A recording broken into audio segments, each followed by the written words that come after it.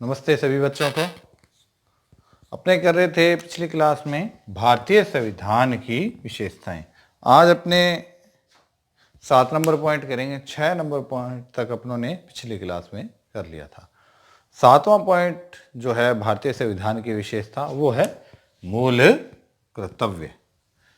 मूल कर्तव्य है क्या? मूल कर्तव्य वे कर्तव्य जो एक नागरिक होने के नाते हमें प्राप्त हैं और जो हमें निभाने होते हैं, उनको मूल कर्तव्य कहते हैं।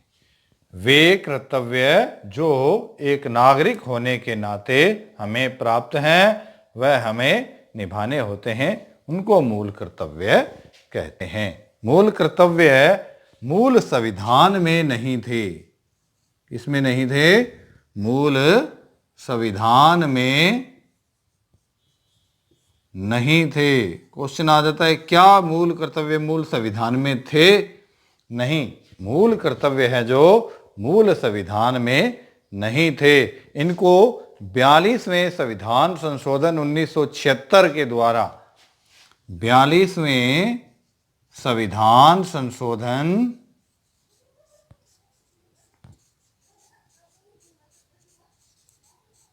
1976 के द्वारा संविधान में जोड़ा गया था। सरदार स्वर्ण सिंह समिति की सिफारिश पर। कौन सी समिति पर? सरदार स्वर्ण सिंह समिति की सिफारिश पर 1976 में 42वें संविधान संशोधन द्वारा मूल कर्तव्यों को जोड़ा गया था और अनुच्छेद 51 क में इनका वर्णन है। अनुच्छेद 51 क में मूल कर्तव्यों का वर्णन किया गया है। जब इनको 42वें संविधान संशोधन 1976 में इनको जोड़ा गया था, तब इनकी संख्या थी 10। मूल कर्तव्य कितने थे तब? 10 थे। और वर्तमान में मूल कर्तव्य हैं 11वां मूल कर्तव्य है जो अप्रैल 2010 में जोड़ा गया था। तो वर्तमान में जो है मूल कर्तव्य हैं उनकी संख्या कितनी है? 11 है। और मूल संविधान में ये थे कि नहीं? नहीं थे। मूल कर्तव्य मूल संविधान में नहीं थे।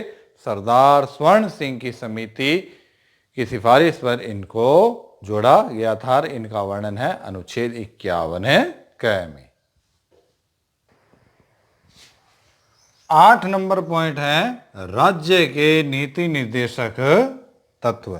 8वीं विशेषता है भारतीय संविधान की राज्य के नीति निर्देशक तत्व। एक लोक कल्याणकारी राज्य की स्थापना के लिए राज्य के नीति निर्देशक तत्वों को संविधान में जोड़ा गया कि एक लोक कल्याणकारी राज्य की स्थापना करनी है तो उसके लिए क्या जोड़ा गया अपने संविधान में?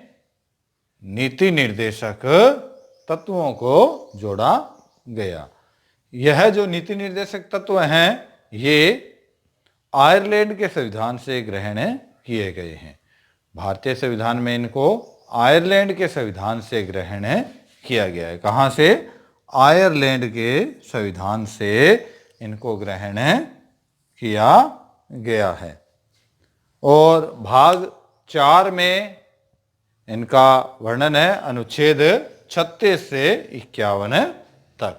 भाग 4 अनुच्छेद है 36 से 51 तक राज्य के नीति निर्देशक तत्वों का वर्णन किया गया है।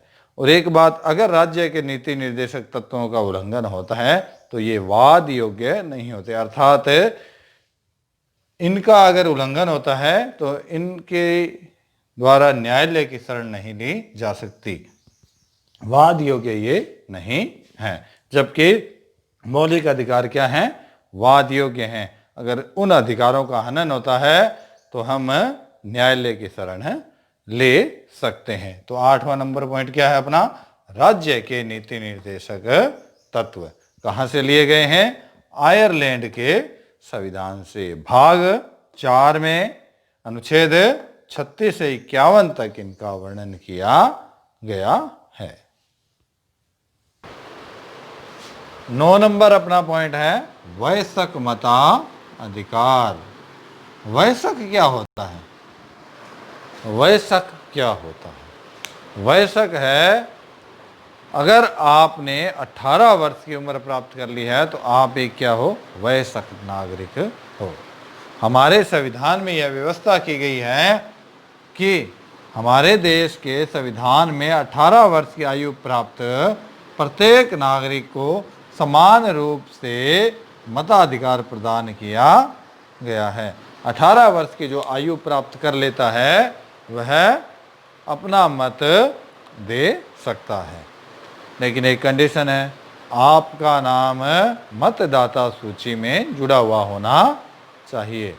कोई कह दे कि हम 18 साल के हो गए, हमें मताधिकार देने का अधिकार है।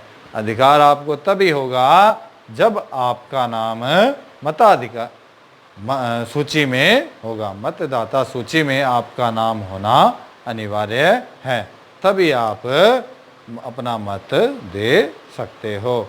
इसके लिए कंडीशन क्या रखी गई है? वयस्क मतलब आपकी उम्र 18 साल होनी चाहिए, तभी आप अपना नाम है जो मतदाता सूची में लिखवा सकते हो। पहले ये मूल संविधान में कितनी थी? मूल संविधान में जो 18 वर्ष है, यह उम्र कितनी थी? 21 वर्ष थी। 21 वर्ष थी जब संविधान लागू किया गया था 1950 में। उस वक्त है जो वयस्क उम्र कितनी रखी गई थी वयस्क मताधिकार की? 21 वर्ष। लेकिन 61वें संविधान संशोधन के द्वारा इसमें परिवर्तन किया गया और इसकी उम्र है जो कितनी रखी गई? 18 वर्ष कर दी गई। तो वयस्क मताधिकार 9 नंबर पॉइंट अपना क्या है? वयस्क मताधिकार। हमारे देश के संविधान में 18 वर्ष की आयु प्राप्त प्रत्येक नागरिक को समान रूप से मताधिकार प्रदान किया गया है। पूछ ले, मूल संविधान में वयस्क मताधिकार की उम्र क्या थी? मूल संविधान में, तो मूल संविधान में कितनी थी? 21 वर्ष थी। कब संशोधन किया गया? 61वां संविधान संशोधन किया गया, उसके द्वारा यह 18 वर्ष उम्र कर दी गई। दोनों में विशेषता क्या है? वयस्क मताधिकार।